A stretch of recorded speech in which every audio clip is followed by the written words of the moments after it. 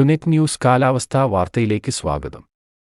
ശ്രീലങ്കയ്ക്ക് സമീപം കടലിൽ ചക്രവാതച്ചുഴി രൂപപ്പെട്ടതിനാൽ വരും ദിവസങ്ങളിൽ കേരളത്തിന്റെ കിഴക്കൻ പ്രദേശങ്ങളിൽ കൂടുതൽ ജാഗ്രത വേണ്ടിവരുമെന്ന് മെറ്റ്ബീറ്റ് വെതർ സ്ഥാപകൻ വെതർമാൻ കേരള. ഉച്ചയ്ക്കുശേഷം ഇടിമിന്നൽ മഴ ലഭിക്കും. മലവെള്ളപ്പാച്ചിലുണ്ടാകാനുള്ള സാധ്യതയുണ്ട്. മഴയ്ക്കൊപ്പം സംസ്ഥാനത്ത് വിവിധ പ്രദേശങ്ങളിൽ ശക്തമായ കാറ്റിനും മരങ്ങൾ വീഴാനും മറ്റും സാധ്യതയുണ്ട്. ഔദ്യോഗിക മുന്നറിയിപ്പുകൾ ലഭിച്ചാലും ഇല്ലെങ്കിലും സംസ്ഥാനത്തെ കിഴക്കൻ മലയോര മേഖലകളിൽ വൈകിട്ടോ രാത്രിയോ അതിശക്തമോ തീവ്രമോ ആയ മഴ ലഭിക്കാൻ സാധ്യതയുണ്ടെന്ന് വെതർമാൻ കേരള പറയുന്നു.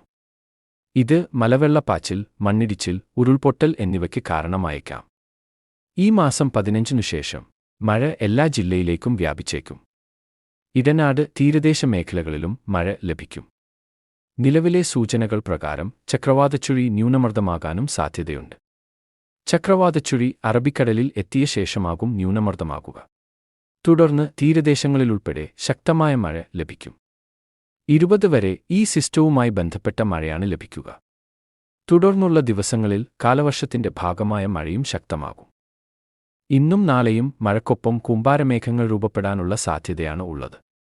കിഴക്കൻ മേഖലയിൽ 10 സെന്റിമീറ്ററിലധികം മഴ ഏതാനും മണിക്കൂറുകൾ കൊണ്ട് ലഭിച്ചാൽ ഉരുൾപൊട്ടൽ പ്രതീക്ഷിക്കണം.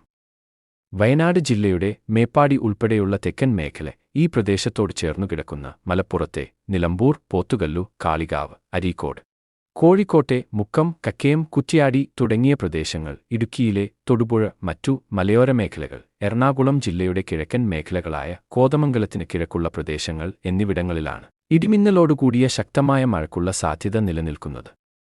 ഈ പ്രദേശങ്ങളിൽ ഏതു സമയവും മലവെള്ളപ്പാച്ചിലിന് സാധ്യതയുള്ളതിനാൽ പുഴകളിലും മറ്റും ഇറങ്ങരുതെന്നും വെതർമാൻ കേരള പറയുന്നു.